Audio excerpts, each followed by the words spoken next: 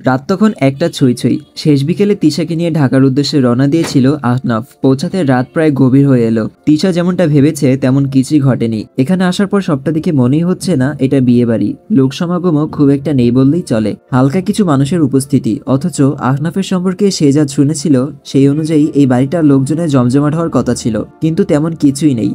যে কয়জন মানুষ এসেছিল তারাও যেন সব অদ্ভুত রকমের। তারা অদ্ভুত দৃষ্টিতে দেখছিল তিশাকে।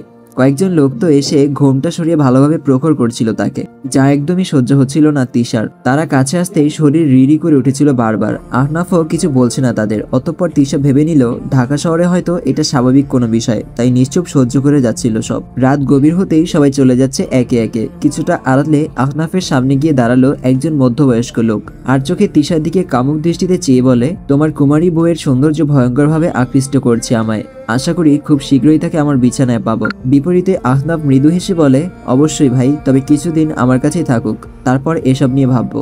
বুঝে নেওয়ার মতো হালকা মাথা নাড়ে লোকটা। অতঃপর আহনাফের কাঁধে হাতের স্পর্শ করে বলে, সেই সুন্দর সময়ের অপেক্ষায় থাকলাম।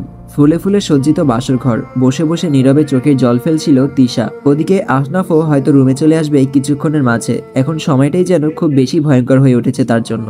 এর মাঝেই খবর আসে তুহিন আত্মহত্যা করেছে। এখন পোস্টমর্টমের জন্য নিয়ে যাওয়া হয়েছে তার লাশ। হাত থেকে ফোন পড়ে যায় তিশার, যেন একদম নিস্তব্ধতায় ঘিরে ফেলেছে তাকে। মস্তিষ্ক শূন্য হয়ে উঠেছে মুহূর্তেই। রুমে ভাঙচুর ও অস্বাভাবিক কান্নার শব্দ আন্দাজ করেই ছুটে আসে আহনাফ। দেখে রুমের গ্লাস আয়না সব ভাঙচুর করে ফ্লোরে বসে কাঁদছে তিশা। আহনাফ সামনে যেতেই তিশা চিৎকার করে বলে ওঠে, আপনার জন্য হয়েছে সবকিছু। কেন এত মেয়ে থাকতে আমার জন্য প্রস্তাব নিয়ে গিয়েছিলেন? আমার অনিচ্ছা সত্ত্বেও বিয়ে করে এখানে নিয়ে এসেছেন। আমার অনুভূতি ও ভালোবাসাকে হত্যা করেছেন আপনি। সকাল 9টায় ঘুম ভাঙে আরোহীর। গরমকালে সকাল 9টা মানে অনেক বেলা। রাতে ঘুমাতে লেট হওয়ায় কখন যে এত বেলা হয়েছে বুঝতেই পারেনি সে। রাত চলে যাওয়ার সাথে যেন কিছু সময়ের জন্য সব ঘুমও কেড়ে নিয়ে গিয়েছিল তার। হুটহাট ঝড়ের মতো যার আগমন, হালকা অনুভূতির হাতছানিতে অভিমান ভাঙিয়ে আবার ঝাড়ের মতোই হারিয়ে যায়। তবে প্রতিবারই অপ্রত্যাশিত সময়গুলো ছিল অন্যরকম। আড়মোড়ায় দু হাত দুদিকে মেলে এক হাই তোলে আরোহী। অতঃপর একটা বালিশ কোলে নিয়ে খানিকটা সময় নিশ্চুপ বসে রইল সে। ভাবান্ত চেহারায় হাসির ঝলক, আর মন ভীষণ ফুরফুরে। তা যে কারোরই বুঝতে একটুও সময় লাগবে না। এর মাঝেই রুমে প্রবেশ করে অবনী। আরোহীর দিকে আগাতে আগাতে বলে, আজ এতক্ষণে ঘুম ভেঙেছে? কি এমন ঘুম দিলি যে 3বার ডাকতে এসেও তোকে ঘুম থেকে উঠাতে পারলাম না? বলেই আরোহীর পাশে বসে অবনী। আরোহীর উজ্জ্বল চেহারাখানা দেখে খানিকটা ভ্রুকুচকে বলে, গত দুদিন ভীষণতা কাটানো মেয়েটার চেহারায় মনে হচ্ছে ফুল ফুটেছে। কাহিনী কি? হালকা হেসে অন্যদিকে দৃষ্টি সরিয়ে নেয় আরোহী। চোখ বুঝতেই সামনে ভেসে ওঠে গতকাল রাতের সুন্দরতম দৃশ্যগুলো, কিন্তু তা প্রকাশ করেনি অবনীর কাছে। ভাবনা থেকে ছুটে কথা ঘুরিয়ে বলে, আজব, আমি কি কারোর জন্য সারাদিন বিষণ্ণতা কাটাবো নাকি? এখন একটি অ্যাড চলবে, আপনারা চাইলে স্কিপ করতে পারেন। আমি আরোহী, আমার জন্য সে কষ্ট পাবে। আমি কেন তার জন্য কষ্টে ডুবে থাকবো? আমার কি ঠেকা পড়েছে নাকি? আরোহী ডোন্ট কেয়ার ভাব দেখে খানিকটা সরু চোখে তাকায় অবনী। বুঝতে পারে এখানে নিশ্চয়ই কোনো ঘাবলা আছে, নয়তো আরোহী কেমন মেয়ে তা অবনীর ভালো করেই জানা। অবনীর সন্দেহজনক দৃষ্টি বুঝতে পেরে আরোহীর প্রসঙ্গতা তার দিকে ঘুরিয়ে দিয়ে বলে, আচ্ছা তোর কাহিনীটা কি? সেদিন ঘুরতে যাওয়ার সময় কত ফুরফুরে মেজাজে ছিলি, আর ফেরার সময় একদম নিশ্চুপ হয়ে গিয়েছিলি। যেই নীরবতা গতকাল অবধিও ছিল, কারণটা কি?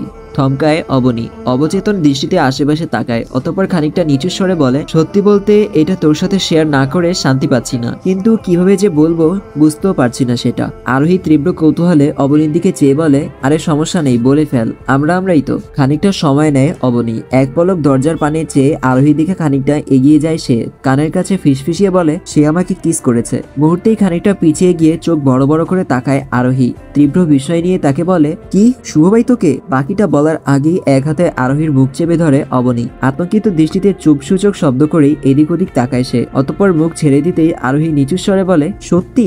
অবনী বলল, হুম। কি ভেবে যেন হাসি পায় আরোহীর। হাসি দমিয়ে বলে, তুইও সাই দিয়েছিলি? বিপরীতে অবনী খানিকটা বিরক্তি নিয়ে বলে, তখন কি হয়েছিল আমি নিজেও বুঝতে পারিনি, কিন্তু এখন আমি তার উপর প্রচন্ড রেগে আছি। খচ্চর বেটা, দেখতে সাদাসিধা হলেও ভেতর ভেতর আস্ত শয়তান। আরোহী হাসি দমিয়ে খানিকটা ভ্রুকুচকে বলে, সত্যিই রেগে আছিস? অবনীর চোখ বুঝতেই ভেসে উঠে সেই মুহূর্তটা। শুভ ঠোঁট, খাড়া নাক, অদ্ভুত চাহনি। মুহূর্তেই চোখ খুলে বলে, হ্যাঁ আমি প্রচন্ড রেগে আছি। এক ঘুষিতে ওই খচ্চরের নাকটা ফাটাতে না পারা অব্দি এই রাগ কমবে না। এদিকে সকালে নাস্তা শেষে বাবা মাকে নিয়ে একসাথে বসেছে আকাশ, সাথে আরাফ ও শুভ দুজনে উপস্থিত। পেঁচানোভাবে পায়ের উপর পা তুলে ছেলের কথা শুনছে ইব্রাহিম তালুকদার। আকাশ ও আরোহীর বিয়ের ব্যাপারেই কথা চলছে এখানে। ইব্রাহিম তালুকদার সহ সবার মাঝে সম্মতির আওয়াজ দেখে পাশ থেকে আরাফ বলে, কিন্তু এখানে সবার আগে আরোহীর মতামত নেওয়া প্রয়োজন। সে আরাফের কথা শেষ হতেই পাশ থেকে তার মা ইনায়া তালুকদার বলেন, তার আবার কিসের মতামত? আকাশের চেয়ে যোগ্য পাত্র সে কোথায় খুঁজে পাবে? তাছাড়া তাকে আমরাই পালছি, খাওয়াচ্ছি, নিজের মেয়ের মতোই রাখছি,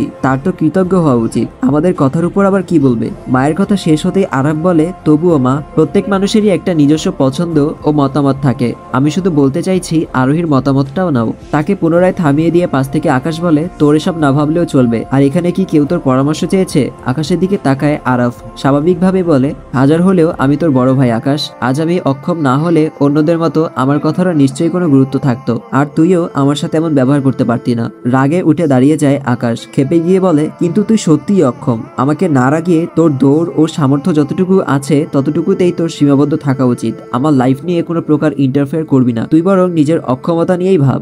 বলেই পাশ থেকে ইব্রাহিম তালুকদারের কথায় নিজেকে শান্ত রেখে বসে পড়ে আকাশ। নিশ্চুপ হয়ে যায় আরাফ। অসহায়ভাবে এক দৃষ্টিতে আকাশের দিকে খানিকটা সময় তাকিয়ে থেকে অতঃপর দৃষ্টি নত করে সে একটা ভারী শ্বাস ছেড়ে নিঃশব্দে নিজেকে সান্ত্বনা দেয়, সত্যিই আমি অক্ষম, কাজেই বড় হওয়া সত্ত্বেও আমার কোনোই মূল্য নেই। অতঃপর প্রস্থান করার জন্য হুইল চেয়ারের চাকা ঠেলতেই পেছন থেকে শুভ হেল্প করে তাকে।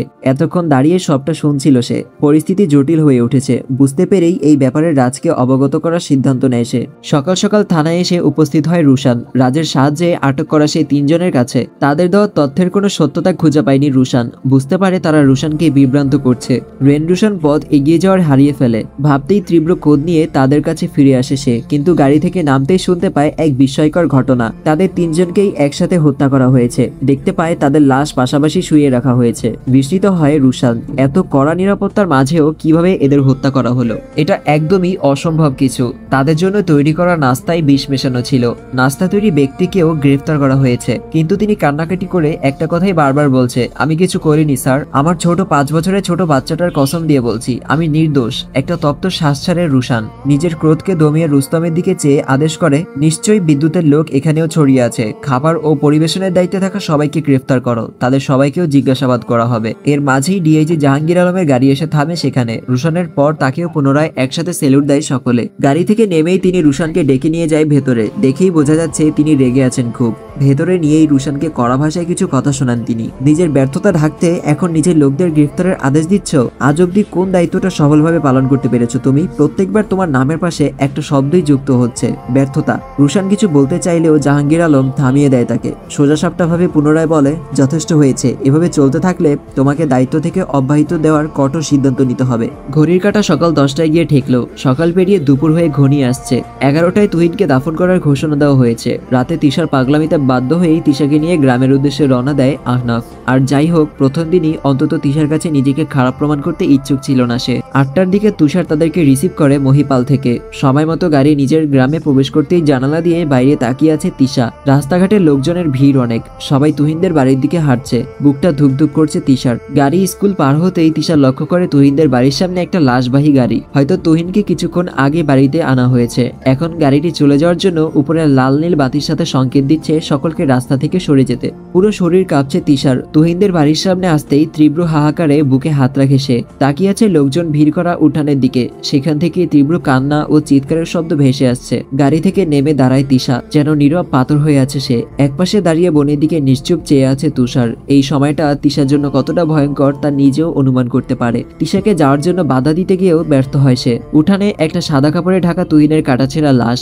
আহনাফ একপাশের ভিড় সরিয়ে জায়গা করে দিল তিশাকে ভেতরে যেতে। লাশের সামনে গিয়ে দাঁড়ায় তিশা। পোস্টমর্টম করার স্থানগুলো দেখে মানুষ ভয় পাবে ভেবে পুরোপুরি ঢেকে রাখা হয়েছে তুহিনকে। তিশাকে দেখে ক্ষিপ্ত হয়ে ওঠে তুহিনের পরিবার। তুষার এগিয়ে আহনাফকে নিয়ে সামাল দেয় পরিস্থিতি। তিশার কোনো ভ্রুক্ষেপ নেই সেদিকে। হাঁটু ভাঁজ করে তুহিনের পাশে বসে আছে সে। মুখ থেকে কাপড় সরাতেই দেখে কপালের অংশ কাটা, চোখ ও মুখের যাতা অবস্থা। মুহূর্তেই উঠে দাঁড়িয়ে যায় সে। তাল হারিয়ে কয়েক পা পিছিয়ে আসতেই আহনাফ ধরে ফেলে তাকে।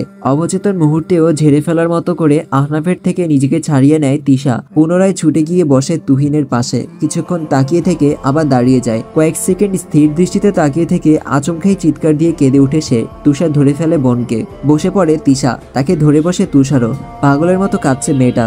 দু চোখ বুজে নিয়ে একটা ভারী শ্বাস ছেড়ে তুষার, যেন সহ্য করা অসম্ভব হয়ে দাঁড়িয়েছে তার জন্য। তুহিনের লাশ ধরে পাগলের মতো কেঁদে চলেছে তিশা। চারপাশে গোল হয়ে দাঁড়িয়ে থাকা গ্রামবাসী নীরবতায় তাকিয়ে আছে তাদের দিকে। তুষারের বোনকে সরিয়ে নিয়ে যেতে চাইলেই তুহিনের এক হাতের তালু নিজের দু হাতে আঁকড়ে ধরে তিশা। কান্নার সাথে পরপর নিঃশ্বাস নিয়ে বলে, তুমি ভালো আছো? বিরহের দিনগুলো না হয় এই সান্ত্বনা নিয়েই পার করে দিতাম, কিন্তু তুমি আমাকে ও পুরো পৃথিবীকে ছেড়েই চলে গেলে। এখন এই অভিশপ্ত জীবন নিয়ে আমি কি করে একা বেঁচে থাকবো? আসসালামু আলাইকুম এভরিওয়ান, কেমন আছেন সবাই? আজকের পর্বটা এখানেই শেষ করছি। ব্যস্ততার কারণে পর্বগুলো হয়তো ছোট হচ্ছে, তবে ব্যস্ততা কেটে গেলে অবশ্যই আমি বড় করে পর্ব দিব। আর হ্যাঁ, আমার বিড়ালের জন্য সবাই অনেক দোয়া করবেন। আমার বিড়ালের ফ্লু ভাইরাস হয়েছে, যেটা শীতকাল আসলে প্রায় অনেক বিড়ালেরই হয়ে থাকে, আর এটা খুবই জটিল একটা রোগ। তো সবাই ওর জন্য দোয়া করবেন। তো দেখা হচ্ছে পরবর্তী ভিডিওতে। সবাই সুস্থ থাকবেন, ভালো থাকবেন। আল্লাহ হাফেজ।